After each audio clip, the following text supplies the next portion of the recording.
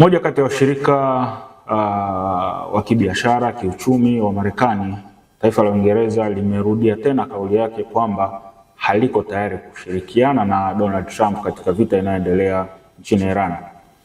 Hiyo limezungumzwa na Waziri Mkuu wa Uingereza Keir Starmer, ambaye amesema kwamba Uingereza haiko tayari kuingia kwenye vita hiyo kwa sababu sio vita yao na hawako tayari kushurutishwa na mtu yeyote ili kuingia kwenye vita ambayo sio ya kwao.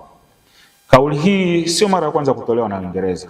Ikumbuke kwamba mwanzoni wakati vita inaanza, Donald Trump aliomba ushirikiano wa Uingereza katika kukabiliana na utawala anaoita wa kidhalimu wa Iran, lakini Uingereza walimtolea nje.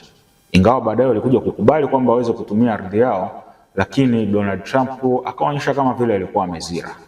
Kwa hiyo tamko la sasa hivi linaendelea kuonyesha ni kiasi gani Uingereza bado wanaendelea na msimamo wao kwamba hawako tayari kuingia vitani. Na tamko hili linakuja ikiwa Donald Trump anataka kuingia awamu ya pili ya mzozo huo kwa kupeleka vikosi vya ardhini kwa ajili ya kwenda kuzidi kuidhoofisha Iran, na akiwa na lengo kuu la kwenda kuhakikisha kwamba zile sehemu zote ambazo kuna maghala ya silaha ya Iran zinadhibitiwa na ikiwezekana kuharibiwa kabisa. Tamko hili la Uingereza la kukataa kushirikiana na Marekani, ambaye ni mshirika wake wa karibu sana na mmoja kati ya wakubwa wenzie, linatupa picha gani?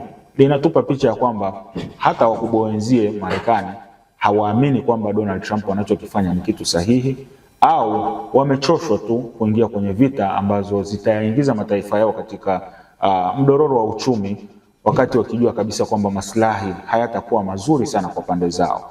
Tupe maoni yako wewe mtazamaji wa Panorama TV, na pia vile usisahau kutufuatilia katika kurasa zetu za mitandao ya kijamii Facebook, Instagram, X pamoja na YouTube kwa jina la Panorama TZA.